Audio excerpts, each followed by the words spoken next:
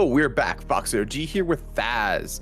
Today we'll be telling you about what you need to do in order to make your mythic dungeon successful, being able to push high keys or even higher Raiderio.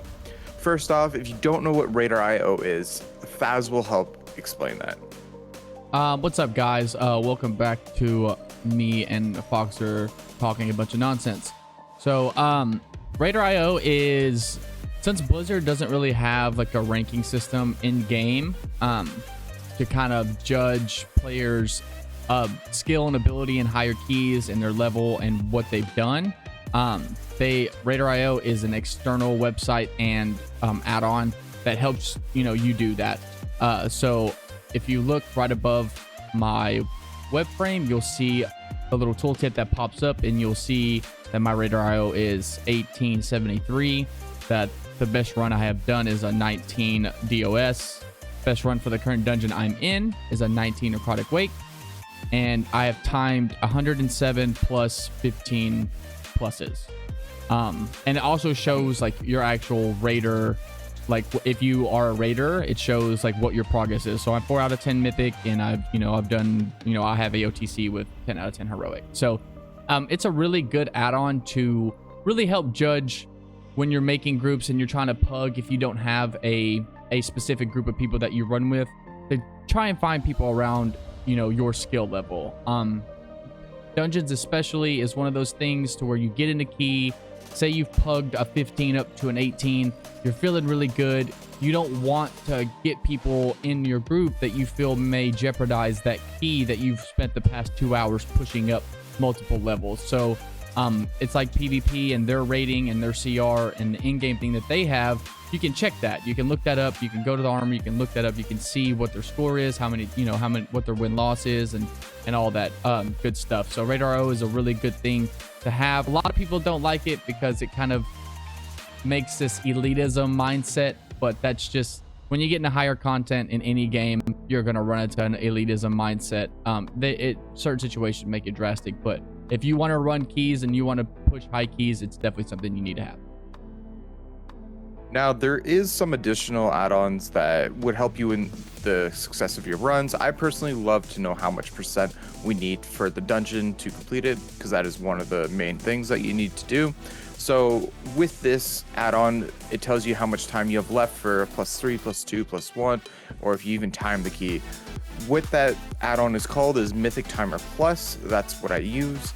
There's many out there like that. I'm pretty sure that you use a different one, but that's just what I like to run.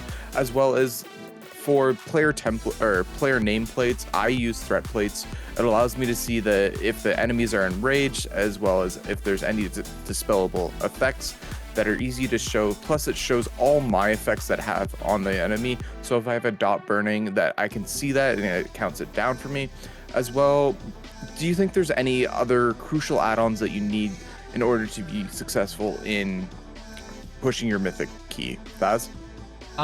So a lot of add-ons this is very like individual based on what specific add-ons that you want to help you.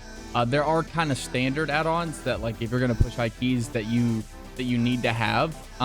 It's just there's no reason not to have them.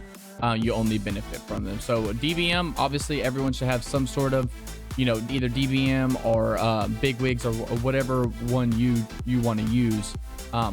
I use DBM personally because DBM has something that is vital to high key pushing, which is interrupt trackers. DBM has a built-in one, so you don't have to have an extra add-on to track interrupts when DBM has one built into it. So I use that for that specific reason. I can come here and I'll go ahead and show you where the interrupts and stuff would show up. So if I come in here to my DBM, I'll just go to special announcements. I'll click this right here where the special warning is. This is all my timers for, specific boss mechanics, add mechanics, and interrupts will also be here. Other people like to have them separate. Again, a lot of this stuff is personal preference. So you just kind of choose what works best for you. I advise trying multiple out just to kind of see which ones work best for you. Another add-on that is super crucial to high key pushing is weak auras. So there's literally weak auras for everything. if you get good and you want to, start writing weak auras, that's also something that you could do. But perfect example, this weak aura right here is for this specific season, which is prideful. So when you get the prideful buff, right?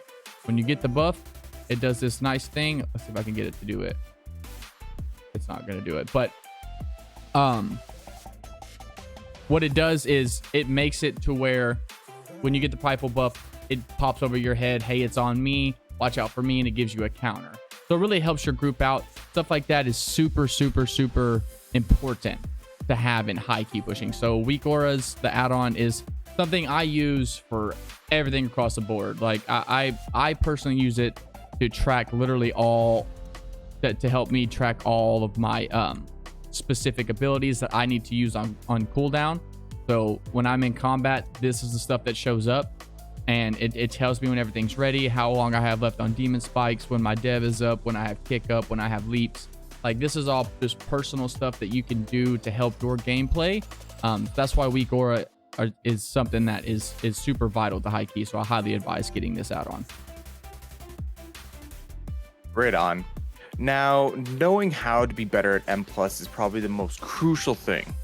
So the question here is, how do I get better at Mythic Plus? Well, knowledge is about 80% of the work.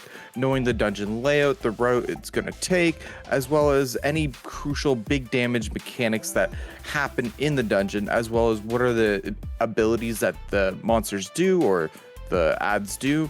That is very crucial, very important to know.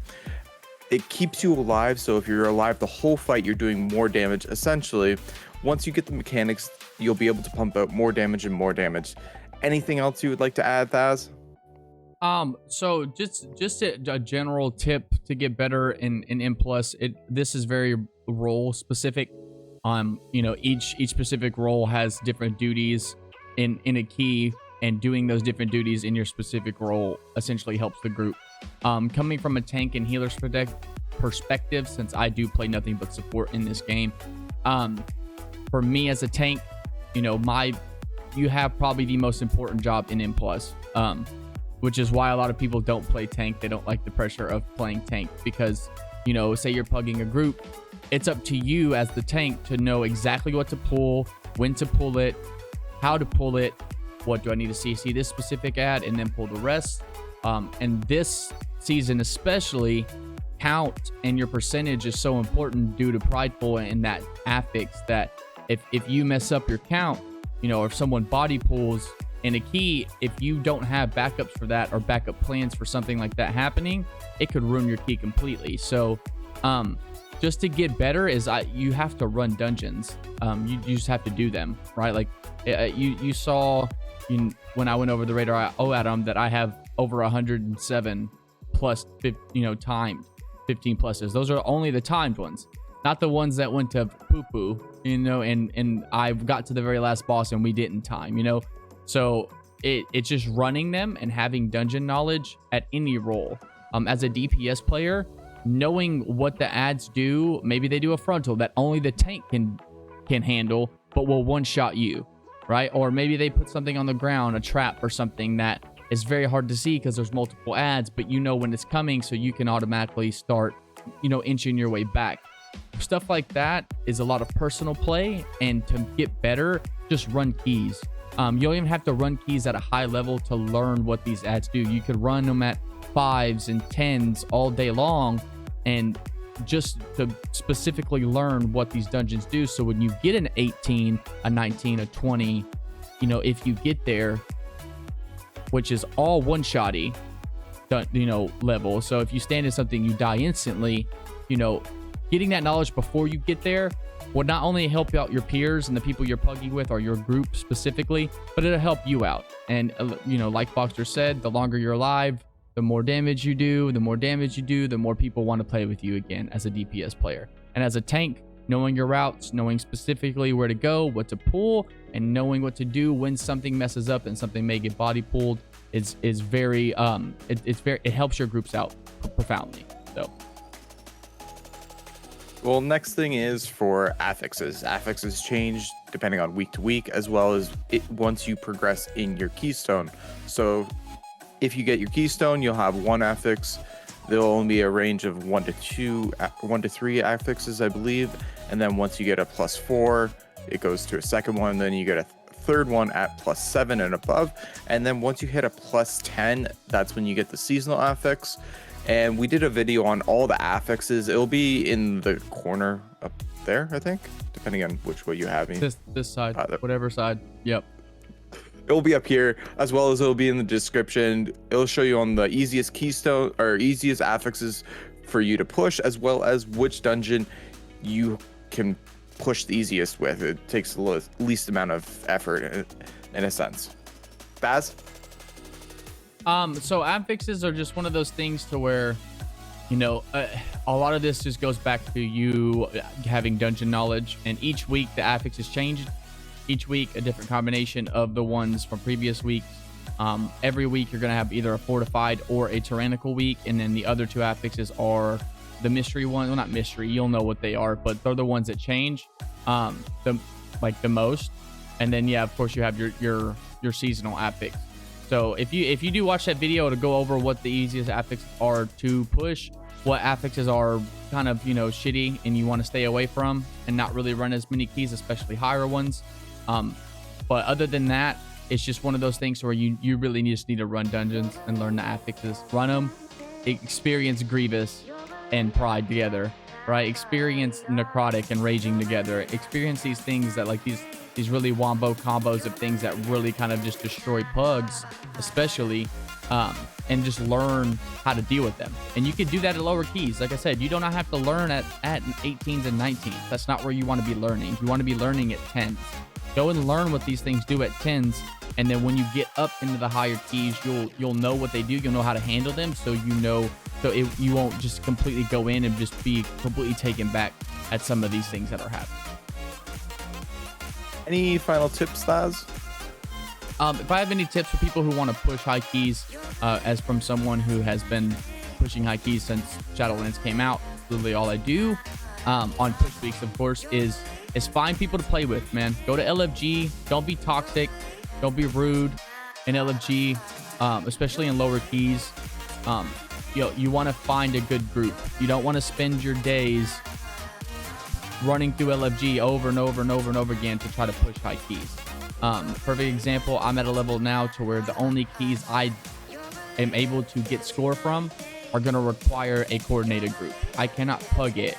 I cannot go to LFG and find, you know, all of these players that we're going to synergize well, and we're going to know when I'm in trouble, and a healer who knows not to overlap his CDs with mine, so I have nothing for the next pack. Like, these are all things that I'm in a situation to where I cannot go to LFG for. I need a group, consistent group to play with to be able to progress higher.